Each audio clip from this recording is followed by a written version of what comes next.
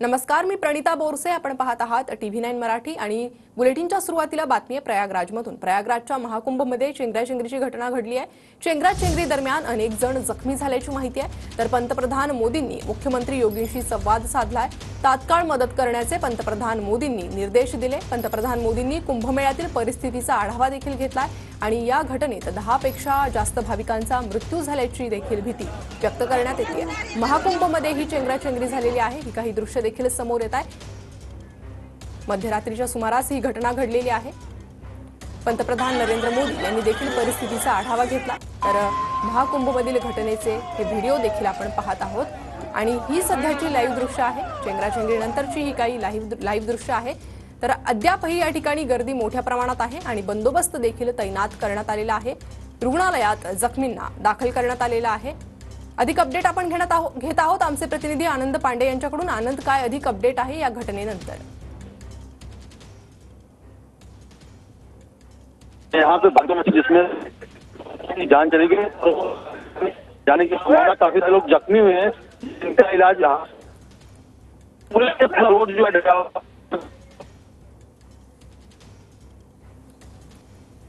तर मृतांच्या आकड्याची अद्याप अधिकृत घोषणा झालेली नाहीये. मात्र 10 पेक्षा अधिक भाविक यात मृत झाल्याची प्राथमिक माहिती मिळते आणि याच संदर्भात आपण अधिक अपडेट घेत आहोत आमचे प्रतिनिधी संदीप राजगोळकर यांच्याकडून. संदीप, काय अधिक माहिती येते? मृतांविषयी काय माहिती आली आहे? नाही, अद्यापपर्यंत अधिकृत आकडा हा प्रणिता जाहीर करण्यात आलेला नाही, पण 10 पेक्षा जास्त जणांचा मृत्यू झाल्याची सध्या माहिती मिळते. मध्यरात्री 2 वाजता ही घटना घडलेली आहे. संगम तटावर जेव्हा अचानकपणे भाविकांची गर्दी वाढली तेव्हा तिथं ही चेंगराचेंगरी झालेली आहे.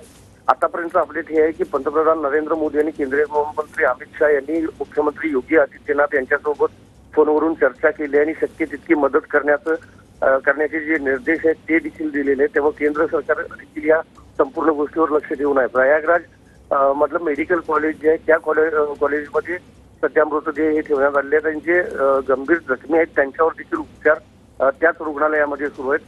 महत्वाचं हेच आहे की 13 आखाड्यांनी जे अमृत स्नान आज होणार होतं ते पूर्णपणे रद्द केलेलं आहे. ते येत्या वसंत पंचमीला किंवा त्यानंतर महाशिवरात्रीपर्यंत चालणाऱ्या महाकुंभमध्ये होईल असं सांगितलं जाते. कारण आज अचानकपणे गर्दी वाढलेली आहे आणि 10 कोटींपेक्षा जास्त भाविक जे आहेत ते दाखल होतील अशी शक्यता वर्तवली जात होती. त्यानुसार ट्रेन, बसेस किंवा मिळेल त्या वाहनांना अक्षरशः भाविक जे आहेत ते महाकुंभसाठी प्रयागराजमध्ये दाखल झाले होते.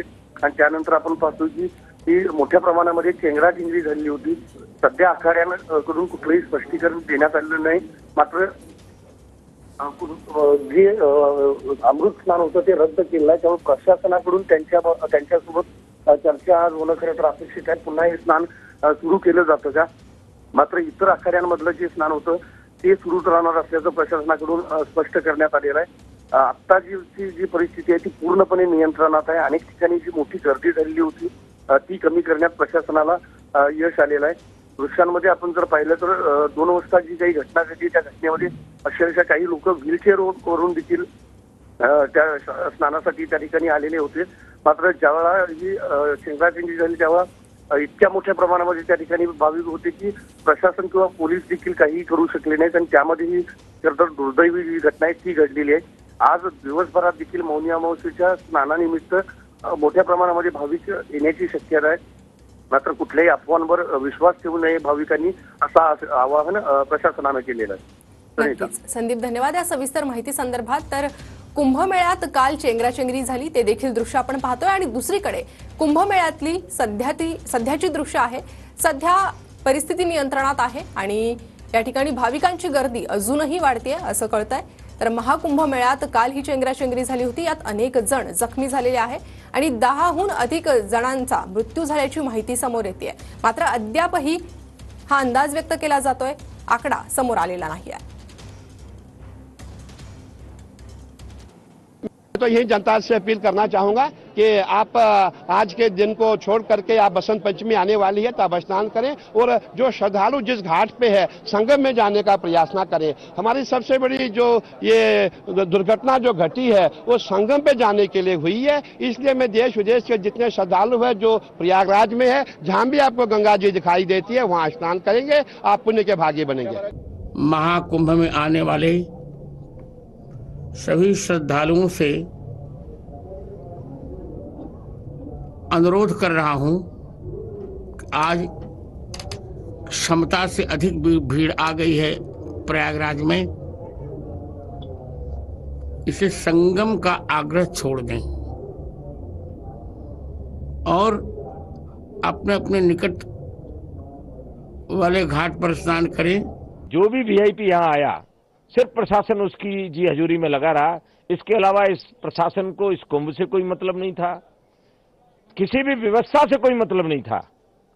और जब 25 बार हम सारे अखाड़े मिलकर कह रहे थे कि सेना के हवाले इस कुंभ को कर दीजिए, हमारे देश में सेवाभावी लोगों की कमी नहीं है, अगर ये सेना के हवाले कुंभ हो जाता तो मुझे नहीं लगता कि इतना बड़ा हादसा होता। बहुत दुख है, बहुत दुख है, बहुत दुख है। पुलिस को बुलाओ तो पुलिस सामने आ नहीं रही थी उधर। ऐसे हुआ था, हम लोग आ रहे थे तो बहुत धक्का दिया तो वो हम लोग उधर लेट गए, सुबह गिर पड़े थे। सो पूरी पब्लिक ऊपर चढ़ गई थी, हम भी इमारत से बचे हैं। हमारी मम्मी जी की डेथ हो गई है, हमारी मम्मी की। दुखद घटना घटी है, जो भी हुआ है अच्छा नहीं हुआ है। उसको ध्यान में रखते हुए अखाड़ा परिषद ने फैसला लिया है, जनहित को ध्यान में रखते हुए, क्योंकि कुंभ क्षेत्र में कम से कम 10-12 करोड़ जनता आ चुकी है। उसको ध्यान में रखते हुए अमृत स्नान को कैंसिल किया है।